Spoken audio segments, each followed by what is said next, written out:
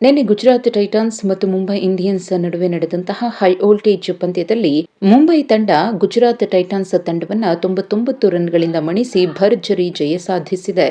ಈ ಪಂದ್ಯದ ಹೈಲೈಟ್ಸ್ ನೋಡೋದಾದ್ರೆ, ಟಾಸ್ ಸೋತು ಮೊದಲು ಬ್ಯಾಟ್ ಮಾಡಿದಂತಹ ಮುಂಬೈ ಇಂಡಿಯನ್ಸ್ ತಂಡಕ್ಕೆ ಆರಂಭ ಅಂದುಕೊಳ್ಳುವಷ್ಟು ಉತ್ತಮವಾಗಿರಲಿಲ್ಲ. ಆರಂಭಿಕರಾಗಿ ಆಡೋ ಅವಕಾಶವನ್ನು ಪಡೆದಂತಹ ಡ್ಯಾನಿಶ್ ಮಾಲೇವಾರ್ ಸಿಕ್ಕ ಅವಕಾಶವನ್ನ ಬಳಸಿಕೊಳ್ಳಿಲ್ಲ. ಹಿಂದಿನ ಪಂದ್ಯದಲ್ಲಿ ಶತಕ ಬಾರಿಸಿದ್ದ ಕ್ವಿಂಟನ್ ಡಿಕಾಕ್ ಗುಜರಾತ್ ಟೈಟನ್ಸ್ ವಿರುದ್ಧ ಕೇವಲ 13 ರನ್ ಗಳಿಸಿ ಔಟ್ ಆಗ್ತಾರೆ. ಇನ್ನು ಸೂರ್ಯಕುಮಾರ್ ಯಾದವ್ ಕೂಡ ಕೇವಲ 15 ರನ್ ಗಳಿಸಿ ಪೆವಿಲಿಯನ್ ಸೇರ್ಕೊಂಡ್ರು.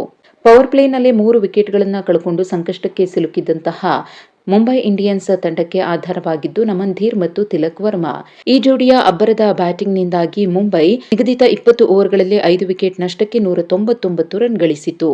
ನಮನ್ ಧೀರ್ 6 ಬೌಂಡ್ರಿ 1 ಸಿಕ್ಸರ್ ಸಹಾಯದಿಂದ 45 ರನ್ ಗಳಿಸಿ ಮಿಂಚಿದ್ರೆ, ತಿಲಕ್ ವರ್ಮಾ ಕೂಡ ತಮ್ಮ ಬ್ಯಾಟಿಂಗ್ ಮೂಲಕ ಅಬ್ಬರಿಸಿದ್ರು.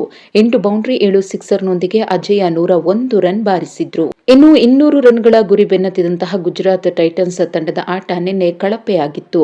ಕೇವಲ 100 ರನ್ಗಳಿಗೆ ತನ್ನೆಲ್ಲಾ ವಿಕೆಟ್ಗಳನ್ನು ಕಳೆದುಕೊಂಡು ಸೋಲೊಪ್ಪಿಕೊಂಡಿತ್ತು.